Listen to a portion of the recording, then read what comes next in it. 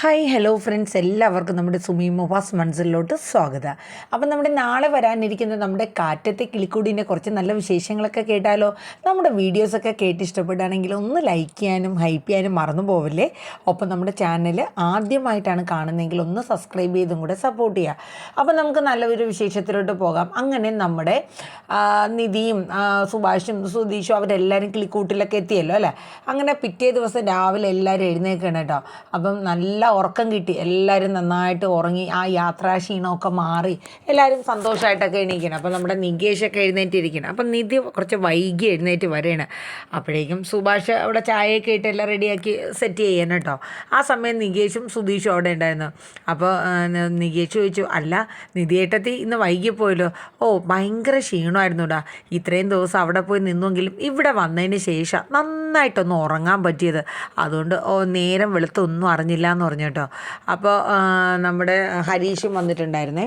ഈ സമയത്ത് നമ്മുടെ സുധീഷ് പറയുന്നു, കണ്ടില്ലേ എടാ, അവൾക്ക് എവിടെ പോയാലും ഈ വീട്ടിൽ വന്ന് നിന്ന് ഉറങ്ങിയാലേ ഒരു സമാധാനമേ ഉള്ളൂ. അതിൻ്റെ അർത്ഥം നിനക്ക് മനസ്സിലായോ? ഇവിടെ അവൾ കംഫർട്ടാണ്, അവളുടെ സ്വന്തം വീട് പോലെ അവൾ കാണുന്നേ അല്ലേ എന്ന് പറഞ്ഞു. അപ്പോഴേക്കും ഹരീഷ് ഒരു നോട്ടം ഇങ്ങോട്ട് നോക്കി കേട്ടോ സുധീഷിനെ. അത് കഴിഞ്ഞിട്ട് പിന്നീട് കാണിക്കുന്ന സീനെന്ന് പറയുന്നത് നമ്മുടെ സുഭാഷ് ചായയൊക്കെ എടുത്തുകൊണ്ട് വന്ന് എല്ലാവർക്കും കൊടുക്കുകയാണ്, അതിനുള്ള കാര്യങ്ങളൊക്കെ. അപ്പം സുഭാഷ് ചോദിക്കുന്നുണ്ട്, മോളെ നിധി ഇന്നും ജോലിക്ക് പോകണ്ടേ? പോണം. അയ്യോ 4 ദിവസത്തെ ലീവ് എടുത്ത് സുഭാഷ് ചേട്ടാ, ഇനി ചെന്നില്ലെങ്കിലേ പണി പോവും എന്നിങ്ങനെ നിധി പറയാണ്. അപ്പോൾ ഇതുപോലെ നമുക്കൊരു കാര്യം ചെയ്യാം, ഇടയ്ക്കിടയ്ക്ക് ഓരോ ട്രിപ്പൊക്കെ പോകാമെന്ന് പറഞ്ഞു. അപ്പം നിധി പറഞ്ഞു, അയ്യോ ഇനി ഇതുപോലെ 4 ലീവൊന്നും എടുക്കാൻ പറ്റില്ല കേട്ടോ, ഇനി ഒരു 3-4 മാസമെങ്കിലും കഴിയണം അടുത്തൊരു ലീവ് കിട്ടണമെങ്കിൽ. ആണോ, എന്നാൽ ആയിക്കോട്ടെ, അപ്പോഴാണെങ്കിൽ നമുക്ക് ഇതുപോലെ പോകാമെന്ന് പറയുന്നുണ്ട്. അപ്പോൾ സുധീഷ് പറഞ്ഞു, എന്നാൽ ഇനി ഒരു 3-4 മാസം കഴിഞ്ഞിട്ട് അടുത്തൊരു ട്രിപ്പ് നമുക്ക് പ്ലാൻ ചെയ്യാമെന്ന് പറഞ്ഞു. ആയിക്കോട്ടെ സുധീഷ് എന്ന് പറഞ്ഞിട്ട് നിധിയൊക്കെ പോയി കുളിച്ച് ഫ്രഷ് ആവേണം കേട്ടോ. അപ്പോൾ ഈ സമയത്ത് കാണാം ഒരു കാർ അങ്ങോട്ട് വരികയാണ് കേട്ടോ. അപ്പോൾ നോക്കിയപ്പോൾ നമ്മുടെ മറ്റാരുമല്ല, നമ്മുടെ നിധിയുടെ ബോസായ സിദ്ധാർത്ഥാണ് വന്നിരിക്കണത്. ഒരു ഒലിപ്പീര് കേസാണല്ലോ നിധിയുടെ പുറകെ. അപ്പോൾ സിദ്ധാർത്ഥിനൊക്കെ ഉണ്ട്. അപ്പോൾ സുധീഷ് അങ്ങോട്ട് ഇറങ്ങിച്ചെന്നു കേട്ടോ. അപ്പോൾ പറഞ്ഞു, അല്ല നിധി എത്തിയില്ലേ, നിധി സുഖമായിട്ടിരിക്കുന്നോ? നിധിക്ക് കുഴപ്പമൊന്നുമില്ല. അല്ല 3-4 ദിവസമായിട്ട് ഓഫീസിലൊന്നും കാണാനില്ല നിധി. അപ്പോൾ സുധീഷ് പറഞ്ഞു, അല്ല നിധി ലീവ് പറഞ്ഞിട്ടുണ്ടായിരുന്നല്ലോ, 4 ദിവസത്തെ ലീവ് ആണ്. അല്ല ഇനി എങ്ങാനും പനിയോ മറ്റോ ഒക്കെ ആണോ എന്ന് അറിഞ്ഞ് ഞാനൊന്ന് തിരക്കാനായിട്ട് വന്നേണെന്ന് പറഞ്ഞു. അപ്പോഴേക്കും സുധീഷിൻ്റെ മുഖം ഒന്ന് മാറി. അല്ലെങ്കിൽ തന്നെ സുധീഷിന് സിദ്ധാർത്ഥിൻ്റെ മൂന്ത കാണുമ്പോൾ തന്നെ ഒരു ദേഷ്യ. അങ്ങനെ വിശേഷമൊക്കെ ചോദിച്ചിങ്ങനെ നിൽക്കുകയാണ്. അപ്പോൾ അയാൾ പറഞ്ഞു, നിധിക്ക് കുഴപ്പമൊന്നുമില്ലല്ലോ അല്ലേ ബോസ് എന്നൊക്കെ ചോദിക്കുന്നുണ്ട്. അപ്പോൾ സുധീഷ് പറഞ്ഞു, കുഴപ്പമില്ല എന്ന് പറഞ്ഞു കേട്ടോ. അപ്പോൾ ആ സമയത്ത് നമ്മുടെ സുഭാഷ് അങ്ങോട്ട് ഇറങ്ങി വരികയാണ്. ഇതാരാ, നിധിമുള സാറാണല്ലോ, ബാ. എടാ സുധീഷേ, ഇവിടെ നിർത്തിയാണോ സംസാരിക്കുന്നത്? ഒരാൾ വീട്ടിൽ വന്ന ഇങ്ങനെയാണോ? സാർ അകത്തോട്ട് വന്നിരിക്കുമെന്ന് പറഞ്ഞു. അങ്ങനെ അകത്തോട്ട് വന്നിരിക്കണം. അപ്പോഴാണ് നിധി കുളിയൊക്കെ കഴിഞ്ഞ് വരികയാണ്. അയ്യോ സാറെന്താ ഇങ്ങോട്ട്? അല്ല നിധി 3-4 ദിവസമായിട്ട് അവിടെ ഓഫീസിലൊന്നും വന്നില്ലല്ലോ, അപ്പോൾ എന്താണെന്ന് അറിയാൻ വേണ്ടി വന്ന. അല്ല ഞാൻ ലീവ് പറഞ്ഞിട്ടുണ്ടായിരുന്നല്ലോ സാർ എന്ന് നിധിയും പറയണ്. അല്ല പറഞ്ഞിരുന്നു, എന്നാലും എന്തെങ്കിലും വല്ലായികയൊക്കെ ഉണ്ടോ എന്നറിയാൻ വേണ്ടിയിട്ടാണ് വന്നതെന്നൊക്കെ പറഞ്ഞു കേട്ടോ. ആണോ എന്ന് പറഞ്ഞു. അപ്പം സുഭാഷ് നല്ലൊരു ചായ കൊണ്ടുവന്ന് ഇട്ട് സിദ്ധാർത്ഥിന് കൊടുക്കാൻ കേട്ടോ. അപ്പോൾ സിദ്ധാർത്ഥ് ചായയൊക്കെ കുടിച്ചുകൊണ്ട് ഇരിക്കുകയാണ്. ആ സമയത്ത് സിദ്ധാർത്ഥ് സുഭാഷിനോട് പറഞ്ഞു, അടിപൊളി ചായ കേട്ടോ പറഞ്ഞു. അപ്പോൾ നിധിയുടെ ചേട്ടൻ്റെ ചായ സൂപ്പറാന്ന് പറഞ്ഞു കേട്ടോ. ആണോ? അപ്പം നിധി പറഞ്ഞു, അതെ സുഭാഷ് ചേട്ടൻ്റെ ചായ മാത്രമല്ല, സുഭാഷ് ചേട്ടൻ്റെ കൈ കൊണ്ട് എന്തുണ്ടാക്കിയാലും അടിപൊളി ടേസ്റ്റാട്ടോ എന്ന്, കറികളും എല്ലാം ഭയങ്കര ടേസ്റ്റാന്ന് പറഞ്ഞു. അപ്പോൾ സിദ്ധാർത്ഥൊക്കെ ചിരിക്കുകയാണ്. ഈ സമയം സുധീഷിന് അങ്ങോട്ട് ദേഷ്യം വരണം. കണ്ടില്ലേ അവൻ തിരക്കി വന്നിരിക്കുന്നു, അവൻ്റെ ആരാ തിരക്കി വരാൻ എന്നൊക്കെ ഇങ്ങനെ മനസ്സിൽ കിടന്ന് നാട്ടിക്കൊണ്ടിരിക്കുകയാണ് നമ്മുടെ സുധീഷ്. എൻ്റെ സുധീഷ് കുറച്ച് നേരത്തേക്ക് ഇങ്ങനെ ആലോചിച്ച് നിൽക്കാൻ കേട്ടോ. അപ്പോഴേക്കും സുധീഷിന് അങ്ങോട്ട് ദേഷ്യം വന്നിട്ട് സിദ്ധാർത്ഥിൻ്റെ കോളറെ ചെന്ന് ഷർട്ടിൻ്റെ പൊക്കി അങ്ങ് പിടിക്കണം. നീ എന്തിനാടാ എപ്പോഴും നിധിയുടെ പുറകെ നടക്കണത്? നീ എന്ത് ഉണ്ടാക്കാനാണ് ഇങ്ങോട്ട് വന്നത് എന്നും പറഞ്ഞുകൊണ്ട് സിദ്ധാർത്ഥിനെ പിടിച്ച് 2-3 ഇടിയും കൊടുത്ത് നിലത്തോട്ട് തള്ളിയിടേണ് അപ്പോഴേക്കും നിധിയും സുഭാഷും ഒക്കെ കയറി പിടിക്കുകയാണ്. സുധീഷ് എന്താ ഈ കാണിക്കണേ, മാറെന്നൊക്കെ ഇങ്ങനെ പറയുന്നുണ്ട്. അപ്പോഴേക്കും സുധീഷ് പറഞ്ഞു, മാറി നിൽക്കുക, അവനൊരു അന്വേഷണമായിട്ട് വന്നിക്കണു അവൻ എന്നും പറഞ്ഞുകൊണ്ട് അവിടെ ഇരുന്ന കസേര എടുത്ത് സിദ്ധാർത്ഥിൻ്റെ തലയിലോട്ട് ഒറ്റ അടി അങ്ങ് അടിക്കാൻ വരികയാണ് അപ്പോഴാണ് ഒരു ഞെട്ടലോട് കൂടി സുധീഷ് എണീക്കുന്നത്. സത്യം പറഞ്ഞാൽ അത് യഥാർത്ഥത്തിൽ നടന്ന സംഭവമല്ല കേട്ടോ, ഒരു മനസ്സിലെ സ്വപ്നം കാണലായിരുന്നു. അപ്പോഴാണ് കണ്ണും തള്ളി ഇങ്ങനെ നിൽക്കുകയാണ് സുധീഷ്. ഓ, ഞാൻ കണ്ടതൊക്കെ ഇപ്പം സ്വപ്നമായിരുന്നോ? ഓ, യാഥാർത്ഥ്യമായിരുന്നെങ്കിൽ മതിയായിരുന്നു. അവൻ്റെ ഇരിപ്പ് കണ്ടില്ലേ, പാൻറ്റും ഷൂവും കുന്തവും കയറ്റിക്കൊണ്ട് എന്നും പറഞ്ഞ് സുധീഷ് ഇങ്ങനെ പല്ലും കടിച്ചിരിക്കുകയാണ് കേട്ടോ. അപ്പോൾ ആ സമയം സിദ്ധാർത്ഥും നിധിയൊക്കെ ആയിട്ട് കുറേ കാര്യങ്ങളൊക്കെ എന്തൊക്കെ ഇങ്ങനെ സംസാരിച്ചുകൊണ്ടിരിക്കുകയാണ്. അപ്പോൾ ഇന്ന് എന്തായാലും ഞാൻ ഓഫീസിലോട്ട് വരുന്നുണ്ട്, സാർ എന്നാൽ പൊക്കോ എന്നൊക്കെ പറയുന്നുണ്ട്. അങ്ങനെ സിദ്ധാർത്ഥ് എല്ലാവരുടെ അടുത്തും പറഞ്ഞിട്ട് അവിടെ നിന്ന് ഇറങ്ങുകയാണ്. അവൻ്റെ ഒരു യാത്ര പറച്ചിൽ. അപ്പം സിദ്ധാർത്ഥ് ഇറങ്ങി അങ്ങോട്ട് നടന്ന സമയത്ത് സുധീഷ് അങ്ങോട്ട് ചെന്നു. അല്ല, സാറിനോട് ഒരു കാര്യം ചോദിക്കാനായിട്ടുണ്ട്. ഈ ഓഫീസിൽ ആര് ലീവ് എടുത്താലും ഇതുപോലെ വീട്ടിലൊക്കെ പോയി ഇങ്ങനെ തിരക്കുമോ? ഏയ്, ഞാൻ അങ്ങനെയൊന്നും തിരക്കാറില്ല. പിന്നെ നിധി ഒരു ന്യൂ ജോയിൻ്റ് അല്ലേ, അപ്പം അതുകൊണ്ട് ഞാൻ വന്നതാണ്. ഓ, അതെന്താണ് നിധിയോട് ഇത്ര പ്രത്യേകത? അല്ല ബ്രോ, അത് വേറൊന്നും കൊണ്ടല്ല, നിധി നമുക്ക് വേണ്ടപ്പെട്ട ഒരു കുട്ടിയാണല്ലോ, അതെന്തർത്ഥത്തിലാണ് എന്നൊക്കെ ഇങ്ങനെ ചോദിക്കുകയാണ്. എന്നിട്ട് സുധീഷ് മനസ്സിലോർത്തു, അവൻ്റെ പൂട്ട് ഇന്നത്തോടു കൂടി ഇളക്കണം, അവൻ്റെ ഒരു തിരക്കൽ എന്നും പറഞ്ഞിട്ടുണ്ട്. അതെ, അപ്പോഴത്തേക്കും സിദ്ധാർത്ഥ് പറഞ്ഞു, അല്ല ഞാനിവിടെ വന്ന് തിരക്കിയത് നിധിയുടെ കസിൻ അത്ര ഇഷ്ടമായില്ല എന്ന് തോന്നുന്നു. അത് കേൾക്കുമ്പോൾ സുധീഷിന് ദേഷ്യമാണ്. കസിൻ കസിൻ കസിൻ അവളുടെ കെട്ടിയോനാന്ന് എനിക്ക് പറയാൻ അറിഞ്ഞിടാത്തതുകൊണ്ടല്ല. അപ്പോഴേക്കും സുധീഷ് മനസ്സ് വിചാരിക്കുന്നുണ്ട്, ഇന്നങ്ങ് പറയും ഞാൻ എന്നും പറഞ്ഞുകൊണ്ട് സുധീഷ് പറയണം, അതല്ല സാറ് വന്ന് തിരക്കണതിൽ സന്തോഷമേ ഞങ്ങൾക്കുള്ളൂ. പിന്നെ ഈ കസിൻ എന്നിങ്ങനെ വിളിക്കണമല്ലോ, ഞാൻ നിധിയുടെ എന്ന് പറയാനായിട്ട് ഇങ്ങനെ തുടങ്ങണതും നിധി ശരി ആയിക്കോട്ടെ, ഞാനിന്ന് എന്തായാലും വരുന്നുണ്ടെന്നൊക്കെ പറഞ്ഞ് നിധി അങ്ങോട്ട് ഇറങ്ങി വരേണ്ട കേട്ടോ. ശരിയെന്ന് പറഞ്ഞപ്പോഴേക്കും സിദ്ധാർത്ഥ് കാറ് കയറിപ്പോയി. സുധീഷിനിട്ട് പണ്ടാരം പറയാനും പറ്റിയില്ല. ആ സമയത്തെല്ലാം നിധി വന്ന് ഇടങ്കോലിട്ടത് പറയാനും പറ്റിയില്ല. അല്ലെങ്കിൽ ഞാൻ നിധിയുടെ ഹസ്ബൻഡാണെന്ന് ഇന്ന് എന്നെ നമ്മുടെ സുധീഷ് വെച്ച് കാച്ചിയാണ് കേട്ടോ. അങ്ങനെ നിധി പോയി ഡ്രസ്സൊക്കെ ചേഞ്ച് ചെയ്യാനും പോകാനുള്ള തയ്യാറെടുപ്പൊക്കെ നോക്കിയാണ്. അതുപോലെ നമ്മുടെ നികേഷ് കോളേജിലോട്ട് പോകാനുള്ള തയ്യാറെടുപ്പാണ്. അപ്പോൾ ഭയങ്കര മേക്കപ്പാണ്. കാരണം എന്ന് വെച്ചാൽ നമ്മുടെ ബസ് സ്റ്റോപ്പിൽ പോയി നമ്മുടെ ഗായത്രി ഒന്ന് കാണാനുള്ളതാണ്, ആ ഒരു ചിരിയൊക്കെ കൊടുക്കാനുള്ളതാണ്. അപ്പോൾ അതിൻ്റേതായ ഒരു തയ്യാറെടുപ്പ് നമ്മുടെ നികേഷ് എടുക്കുന്നുണ്ട് കേട്ടോ. ഈ സമയത്ത് നമ്മുടെ സുധീഷും ജോലിക്ക് പോകാനുള്ള കാര്യങ്ങളൊക്കെ നോക്കുന്നുണ്ട്. അങ്ങനെ ഇവർ എല്ലാവരും നിധിയും അതുപോലെ തന്നെ സുധീഷും ജോലിക്ക് പോകാനായിട്ടൊക്കെ നിധിയും നികേഷും കോളേജിലും ജോലിക്കും പോകാനൊക്കെ ചോറൊക്കെ ആയിട്ട് ഇറങ്ങി. അങ്ങനെ അവർ പോവാണ്. അപ്പം പോകുന്നതിൻ്റെ കൂടെ നമ്മുടെ സുധീഷും ഇന്ന് പതിവില്ലാണ്ട് പോയിക്കാണ്. അപ്പം നിധി ചോദിച്ചു, ഇതെന്താ ഇന്ന് പതിവില്ലാണ്ട് ഞങ്ങളെ കൂടെ? ഏയ് ഒന്നുമില്ലാന്നേ, വെറുതെ ഒന്ന് നടക്കാമെന്ന് വിചാരിച്ചു അങ്ങനെ വന്നതാന്ന് പറഞ്ഞു. അങ്ങനെ ബസ് സ്റ്റോപ്പിൽ അവർ സംസാരിച്ച് മിണ്ടിയും പറഞ്ഞൊക്കെ അങ്ങനെ വരെയാണ്. വന്ന സമയത്ത് നികേഷ് അവിടെ ചുറ്റിന് നോക്കാം. അപ്പോൾ സുധീഷ് പറഞ്ഞു, ഇവൻ ആരെയും ഈ നോക്കണേ? ഇവിടെ എത്തിക്കഴിഞ്ഞാൽ പിന്നെ അവനെ കിട്ടിയൊന്നുമില്ല. സുധീഷ് ഒന്നും പറഞ്ഞിട്ടും കാര്യമില്ല, നമ്മൾ പറയണമെന്ന് അവൻ്റെ ചെവിയിൽ കേൾക്കാൻ പോയില്ല. അവൻ ആ പെണ്ണിനെ നോക്കിക്കൊണ്ടിരിക്കുന്ന. അപ്പോഴാണ് ബസ് സ്റ്റോപ്പിലൊന്നും കാണാനില്ല. അപ്പോൾ സുധീഷ് ചോദിച്ചു, എടാ വന്നില്ലേ ആള്? അപ്പോഴാണ് നികേഷിൻ്റെ മുഖത്തൊരു ചിരി വരെയാണ് കേട്ടോ.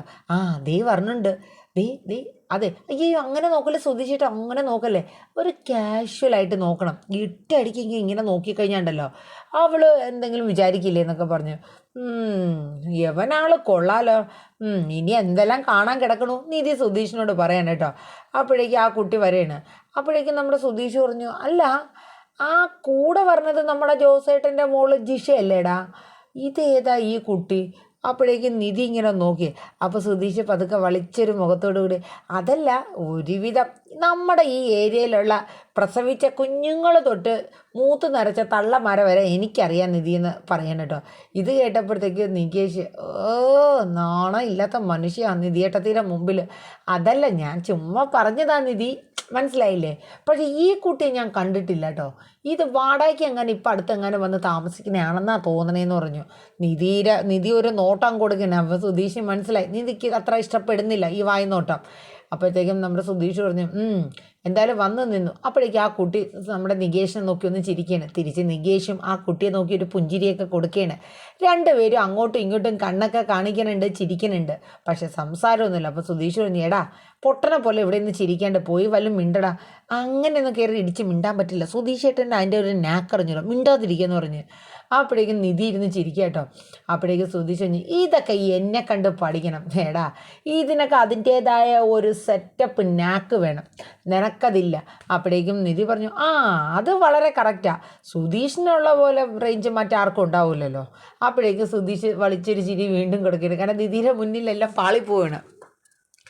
അങ്ങനെ അപ്പോഴേക്കും ഒരു ഓട്ടോറിക്ഷ വരെയാണ്. ഓട്ടോറിക്ഷ വരുമ്പോഴത്തേക്ക് ഈ ഗായത്രിയും പിന്നെ ആ ജിഷ എന്ന് പറഞ്ഞ കുട്ടിയും കൂടെ ആ ഓട്ടോയിൽ കയറി പോവാണ്. പോകുന്നതിന് മുന്നേ നികേഷിനെ ഒന്നും കൂടെ നോക്കുന്നുണ്ട്. ഓട്ടോയിൽ കയറി ഇരുന്നിട്ടും ഒന്ന് നോക്കി ചിരിക്കുന്നുണ്ട്. നമ്മുടെ നികേഷ് അതുപോലെ തന്നെ ഒരു ചിരി അങ്ങ് കൊടുക്കുകയാണ് കേട്ടോ. അങ്ങനെ ആ കുട്ടി പോവുകയാണ്, നോക്കി നോക്കി പോയിട്ടോ.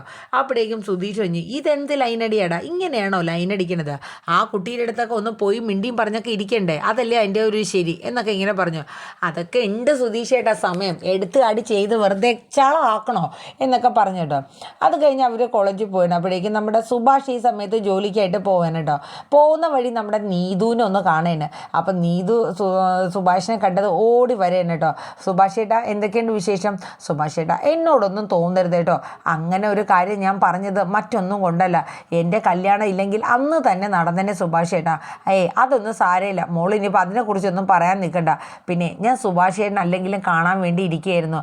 ഞാൻ സുഭാഷ് ചേട്ടനോട് ഈ കാര്യങ്ങളൊക്കെ പറഞ്ഞു എന്ന് ഒരിക്കലും ഹരീഷ് അറിയരുത്. സുഭാഷ് ചേട്ടാ, ഞാൻ അന്ന് ഒരു ദിവസം വീട്ടിലോട്ട് നിങ്ങളുടെ വീട്ടിൽ ബാഗ് കൊടുത്തുകൊണ്ട് ഇറങ്ങി വന്നു. അന്ന് എൻ്റെ അടുത്ത് ഹരീഷ് ചില കാര്യങ്ങളൊക്കെ പറഞ്ഞു. കാരണം സുധീഷയെ നേരത്തെ കല്യാണം കഴിച്ചു, ഇനി ഞാനും കൂടെ കല്യാണം കഴിച്ചാൽ പിന്നെ സുഭാഷ് ചേട്ടൻ്റെ കല്യാണം പല കാരണങ്ങളും കൊണ്ടും മുടങ്ങാൻ സാധ്യതയുണ്ട്. അതുകൊണ്ട് സുഭാഷ് ചേട്ടൻ്റെ കല്യാണം കഴിഞ്ഞു മതി നമ്മുടെ കല്യാണം എന്നാണ് ഹരീഷ് പറഞ്ഞിരിക്കുന്നത്. പക്ഷേ എനിക്കിപ്പോൾ എന്തോ പിടിച്ചു നിൽക്കാനായിട്ട് പറ്റുന്നില്ല. കാര്യം അന്ന് തന്നെ ഞാൻ ഈ ഒരു കള്ളം പറഞ്ഞില്ലായിരുന്നെങ്കിൽ ഒരു പക്ഷേ സുഭാഷ് ചേട്ടാ എൻ്റെ കല്യാണം അന്ന് അവർ എന്നെ പിടിച്ച് കെട്ടിയിട്ടാണെങ്കിൽ അന്ന് നടത്തുമായിരുന്നു. പിന്നെ എന്തെങ്കിലും പറഞ്ഞിട്ട് കാര്യമുണ്ടോ സുഭാഷ് ചേട്ടാ? അതെ, എത്രയും വേഗം സുഭാഷ് ചേട്ടൻ്റെ ഒരു കല്യാണം നടക്കണം മോളെ. അതൊന്നും ഓർത്ത് എൻ്റെ കല്യാണവും നിങ്ങളുടെ കല്യാണവും തമ്മിൽ താരതമ്യം ചെയ്യേണ്ട. വേണം സുഭാഷ് ചേട്ടാ. കാരണം ഹരീഷിന് അത് പറ്റില്ല. ഇനിയിപ്പോൾ എത്ര നിർബന്ധിച്ചാലും ഹരീഷ് സുഭാഷ് ചേട്ടൻ്റെ കല്യാണം കഴിയാണ്ട് നമ്മുടെ കല്യാണത്തെക്കുറിച്ച് ചർച്ച പോലും ചെയ്യില്ല. പോലീസിലൊരു കേസ് കൊടുത്തപ്പോൾ ഒരു സമാധാനം എനിക്കുണ്ടായിരുന്നു, കാരണം എൻ്റെ മെക്കിട്ട് കയറില്ല. ഇപ്പോൾ വീട്ടിൽ എന്തൊക്കെയോ ഗൂഢാലോചനകൾ അഖിലും അമ്മയും അച്ഛനും നടത്തുന്നുണ്ട്. അച്ഛൻ്റെ മുഖം കാണുമ്പോൾ വല്ലാത്തൊരു വിഷമ സുഭാഷ് ചേട്ടാ. എല്ലാം തകർന്നിരിക്കണ പോലെ ഞാൻ കാരണം. ഒന്ന് സ്നേഹത്തോടെ അവരുടെ അടുത്ത് പോയി മിണ്ടണം എന്നൊക്കെ എനിക്കുണ്ട്. പക്ഷേ സ്നേഹത്തോടെ ചെന്ന് എന്തെങ്കിലും മിണ്ടാൻ ശ്രമിക്കുമ്പം ഹരീഷിനെ ഇനി മേലെ നീ വിളിക്കരുത് മിണ്ടരുത് എന്നൊക്കെ പറഞ്ഞാൽ പിന്നെ എനിക്ക് ദേഷ്യം വരും. അതുകൊണ്ട് ഞാൻ എപ്പോഴും ദേഷ്യപ്പെട്ട് എപ്പോഴും മൂന്നുപേരെടുത്ത് സംസാരിക്കാറുള്ളൂ. എന്തോ വല്ലാത്തൊരു മരവിപ്പ്. എനിക്കിപ്പോൾ ഒരു വിശ്വാസമില്ല ആ വീട്ടിൽ നിൽക്കണത്. ഒരു പക്ഷേ ചിലപ്പോൾ എനിക്ക് ചോറിലെങ്ങാനും വിഷം വരെ തന്നാലോ എന്നൊരു പേടിയുണ്ട് സുഭാഷ് ചേട്ടാ. എനിക്ക് അങ്ങനെ വരെ എനിക്കൊരു ടെൻഷൻ വരുന്നുണ്ട്. പക്ഷേ ഇതൊക്കെ ഞാൻ ഹരീഷിനോട് പറഞ്ഞ് മനസ്സിലാക്കി. പക്ഷേ ഹരീഷ് ആലോചിക്കട്ടെ എന്നാണ് പറയണത്. എന്ത് ചെയ്യണമെന്ന് എനിക്കറിയില്ല സുഭാഷ് ചേട്ടാ. ഇതിനൊരു തീരുമാനം സുഭാഷ് ചേട്ടൻ തന്നെ എടുക്കണമെന്ന് പറഞ്ഞു. മോളെ, നിങ്ങളുടെ കല്യാണം എത്രയും വേഗം നടത്താം. അല്ലാണ്ട് ഇപ്പം നമ്മൾ എന്താ ചെയ്യണേ? എൻ്റെ കല്യാണം എന്താ വിധി എന്നുള്ളതൊന്നും എനിക്കറിയില്ല. അതൊന്നുമില്ല, സുഭാഷ് ചേട്ടൻ്റെ കല്യാണമൊക്കെ നടന്നോളൂ. സുഭാഷ് ചേട്ടൻ അതിൻ്റേതായ രീതിയിൽ കല്യാണമൊക്കെ ഒന്ന് എല്ലാവരും കൂടെ ഇരുന്ന് ആലോചിച്ച് നടത്തി. ഇപ്പം സുധീഷ് ചേട്ടൻ്റെയും അതുപോലെ സുധീഷ് ബ്രോയും നിധിയേട്ടത്തിയുടെയും കല്യാണം കഴിഞ്ഞു. ഇനിയിപ്പോൾ സുഭാഷ് ചേട്ടൻ്റെയും കൂടെ കഴിഞ്ഞ് കഴിഞ്ഞാൽ പിന്നെ തടസ്സങ്ങളൊന്നും ഇല്ലല്ലോ. അപ്പോൾ എന്തായാലും സുഭാഷ് ചേട്ടൻ്റെ കല്യാണം നടക്കണം, അതാണ് എൻ്റെ ആഗ്രഹം. കാര്യം മറ്റൊന്നുമല്ല, എനിക്ക് ഇനി പിടിച്ച് നിൽക്കാൻ വലിയ ബുദ്ധിമുട്ടായിരിക്കും സുഭാഷ് ചേട്ടാ. കാരണം എനിക്കറിയില്ല, എൻ്റെ ജീവന് പോലും എനിക്ക് ചിലപ്പോൾ ആപത്ത് വരും. കാരണം അവർ എന്തൊക്കെയോ പ്ലാൻ അമ്മാതിരി ചെയ്യുന്നുണ്ട്. ഞാൻ കോളേജിൽ പോകുന്ന സമയത്ത് അവിടെ എന്തൊക്കെയോ പദ്ധതികൾ ആസൂത്രണം ചെയ്യുന്നുണ്ട്. കാര്യം ഞാൻ ഇങ്ങനെ ഒരു കള്ളത്തരം പറഞ്ഞത് അവർക്ക് വലിയൊരു അടിയായിപ്പോയി, ഞാൻ പ്രഗ്നൻ്റ് ആണെന്നുള്ളത്. അതുകൊണ്ട് ഇനി അതറിഞ്ഞ് അവർ ഓരോന്ന് ചെയ്യുള്ളൂ. അതുകൊണ്ട് എത്രയും വേഗം ഇതിനൊരു തീരുമാനം എടുക്കണം. പിന്നെ സുഭാഷ് ചേട്ടാ, ഞാൻ ഈ വന്ന് പറഞ്ഞ കാര്യങ്ങളൊന്നും ഹരീഷിനോട് പറയണ്ട. അപ്പോൾ പറഞ്ഞു, ഇല്ല മോളെ, ഞാൻ അല്ലാണ്ട് തന്നെ ഈ കാര്യങ്ങളൊക്കെ ഒന്ന് ചർച്ച ചെയ്യാം, എന്തെങ്കിലും ഒരു തീരുമാനം എടുക്കാമെന്ന് പറഞ്ഞു. അത് കേട്ടപ്പോൾ നീതുവിന് ഭയങ്കര സന്തോഷമായിട്ടോ. ശരി സുഭാഷ് ചേട്ടാ, ഞാൻ പോവാട്ടോ എന്ന് പറഞ്ഞിട്ട് നീതു വീട്ടിലോട്ട് പോവേന. ആ സമയം നീതു പോകുന്നത് നോക്കി ഇങ്ങനെ വലിയൊരു വിഷമത്തോടു കൂടി സുഭാഷ് നിൽക്കുകയാണ്. കാരണം താൻ കാരണമാണല്ലോ ആ കുട്ടി ഇത്രയും വിഷമിക്കണത്. ഒരു പക്ഷേ എനിക്ക് വേണ്ടിയിട്ടാണ് ഹരീഷ് ഇപ്പോൾ കല്യാണം വേണ്ട എന്നുള്ള ഒരു തീരുമാനം പോലും എടുത്തേക്കണത്. ഇതിനെന്തെങ്കിലും ഒരു തീരുമാനം എടുക്കണം. അങ്ങനെ സുഭാഷ് പതുക്കെ നടന്ന് സൈറ്റിലോട്ട് പോവാണ്. അപ്പോൾ നമ്മുടെ അഭിനാഷ് വരുന്നുണ്ട്.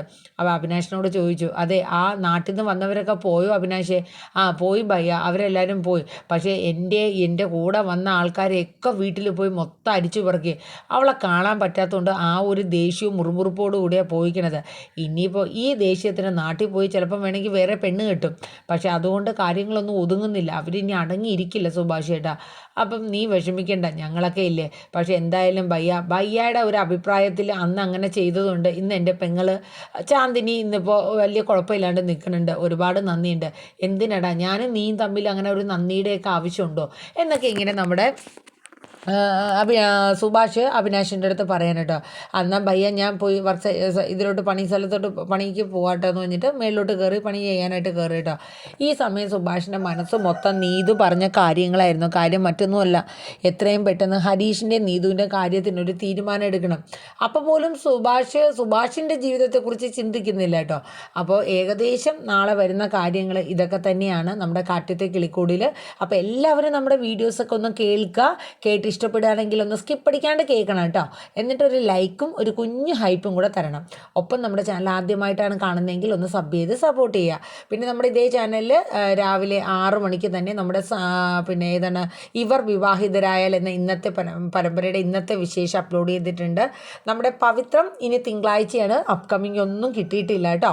അപ്പോൾ നമ്മുടെ ജിയോ ഹോട്ട്സ്റ്റാറിൽ വരുന്ന നമ്മുടെ പവിത്രത്തിനായിട്ട് എനിക്ക് ഭയങ്കര ക്യൂരിയോസിറ്റി കേട്ടോ. കാര്യം എന്താകും, ഇനി എന്താണ് അടുത്തൊരു എപ്പിസോഡ് എന്നൊക്കെയുള്ള ഒരു ടെൻഷനാണ് കേട്ടോ. സത്യം പറഞ്ഞാൽ നിങ്ങൾക്കും ഉണ്ടാവും അല്ലേ, അപ്കമിങ് ഒന്നും കിട്ടുന്നില്ല കേട്ടോ. അതുകൊണ്ടാണേ. അപ്പോൾ എല്ലാവർക്കും നല്ലൊരു ശുഭദിനം പറഞ്ഞുകൊണ്ട് നിർത്തുന്നു. Tata, bye bye, take care, thank you.